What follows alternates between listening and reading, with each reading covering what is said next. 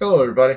Um, Welcome back to my rhyme vlog. I just, as a matter of history, I did the reading last night for this very same poem that I wrote last night, and uh, I was, I shared it with my wife, who I'm separated with, and or we're separated now, and we've been separated for a while, but we're still very close friends. I shared it with a friend of mine, a close friend of mine. He loved it. My wife, she's a writer, so she's a very, like, I've never fancied myself a writer. I mean, I play piano, that's my thing, and then I've written a little bit over the years. I've messed around with some words, but lately I've been writing a lot in this past year, and some people have said that they like my writing style, or they like my prose or whatever. I mean, I'm like, I don't English wasn't my favorite class, and I did remember I had to take summer school because I failed English, and it was a creative writing course, and it was a lot of fun in order to make up for those credits. And I actually, the teacher and everybody loved my stuff. I remember that mine was always the most popular in the class. So yes, when it came to creative stuff, I was really wow. I guess that's something I didn't unlock for a while. It's been a while. Um, but she knows like all the different, like, she studied poetry, and there's like these rules and stanzas and all these terms that I would say I'm not really up on. But hopefully through this vlog will be following rhymes. So it's going to show progress and hopefully evolving through the process of learning different styles, different prose, different what the meanings are behind some of the things that are out there. Um, so I'm just for this was just to put a rhyme on, and so being that this is a vlog, also I can share these little stories, these little backstories about how these came about, and especially now that after hearing her, I came back and read through it, and it's like a spoken word type thing was at first kind of like what they call what she call slam poetry, something like that. We just throw it out there. But the meters and stuff like that, as I was reading through it, I found I could add the different ideas that I had throughout it could be worked on to kind of finish those little meters, and it makes it more of like a phrase. So each scene has a phrase in the paragraph, kind of like how we break things down into paragraphs so we don't have to take it all down in one chunk, right? As we're reading a book.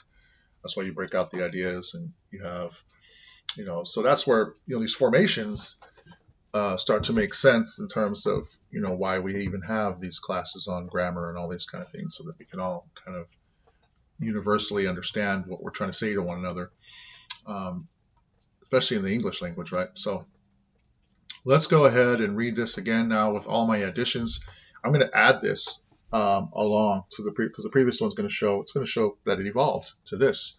A lot of I think I've changed about maybe 10% of it, but it makes all the difference. And the way that I was reading it before, I was kind of, and this helped me break it into paragraphs, which I went back and fixed my Facebook post so that it does have those breaks for people to get a better understanding of what's being said. So we're going to go ahead. The title of this rhyme again is Words Are Most Certainly Strange Little Things. Words on a page mean nothing at all unless one of age understands their strange call. Upon whomsoever these strange words may fall, to these words you're the stranger who's staring in awe. These words lie here neutral. It's you who unlocks their meanings, their symbols, their strange mingling flocks. These words move your mouth as you're sounding them out. They can move more than that if they get past your doubts. They can move the whole world, reaching all boys and girls. They can move earth and heaven with fury unfurled. They can start revolutions and end ancient wars. They can form resolutions and end all the whores. They can start it all over with all wanting more. They're the truths and the rumors. They're the legends of lore.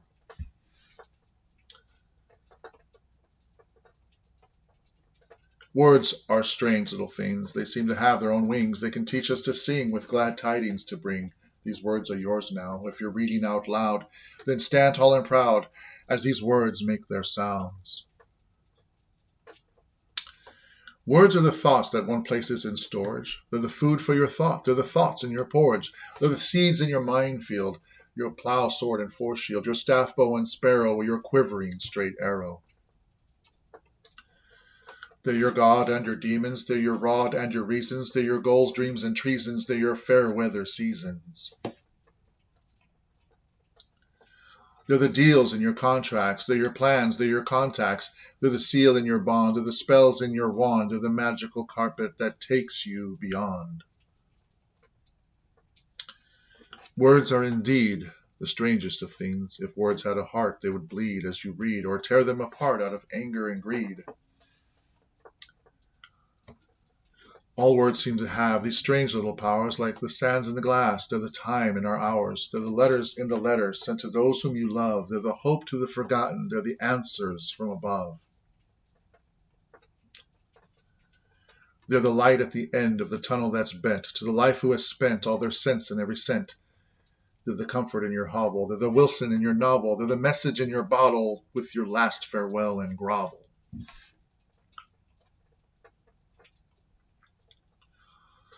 They're the beginning to your end and the end to your beginning. They're the tempting in your sin. They're the losses and your winnings. Words are the statements of your last full given measure. They're the pleasure in your pain and the pain from all your pleasure. They're your final will and statement. They're your history of your placement. Seems you'll never really escape them, for they'll soon be your replacement. They're the love that will... sorry, this little part right here. They're the love that you will them. They're the treasures to your children and their children's children's children. Now it's time for our conclusion. If you've read these words in their stunning display, then these words paid their debts and their debts have been paid. For the debt we all pay is death's final sting, which is why the grand message these words mean to bring is that words are most certainly strange little things. Thank you for listening to my rhyme. Of course, I'm learning how to position these. I realize there's the importance now I'm understanding, like when you're trying to express a thought or an idea, the importance of grammar, the importance of the periods and commas and exclamation marks and all these different accidentals. I call them accidentals from musical notes. What do you call it? Punctuations?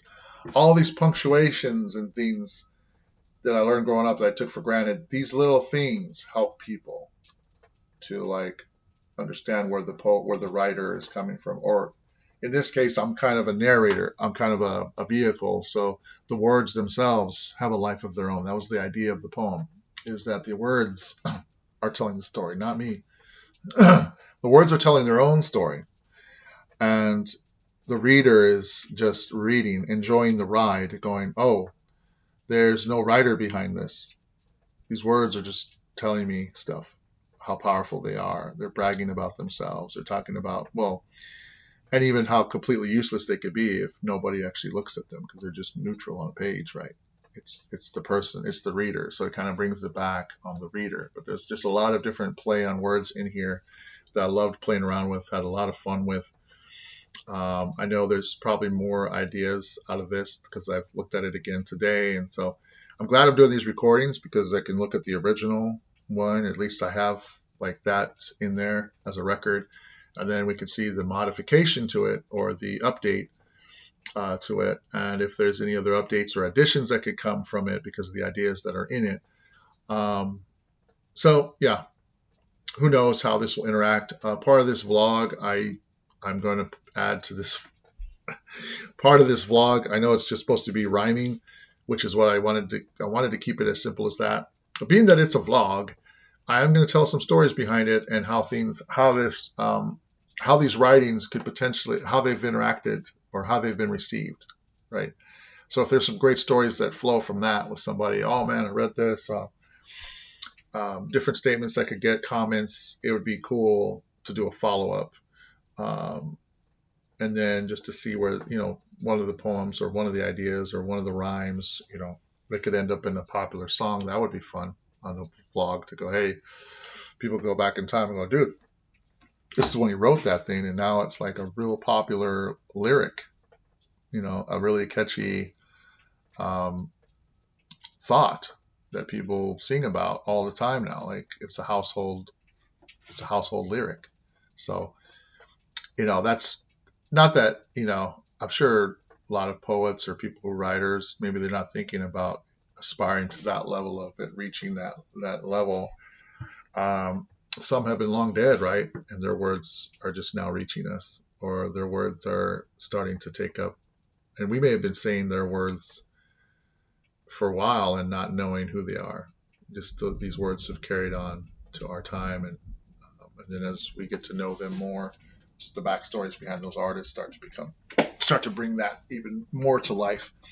So here it is, just again leveraging this technology of using these platforms and things like that. This is pretty awesome. I'm glad to be sharing this, and I hope you all enjoyed it.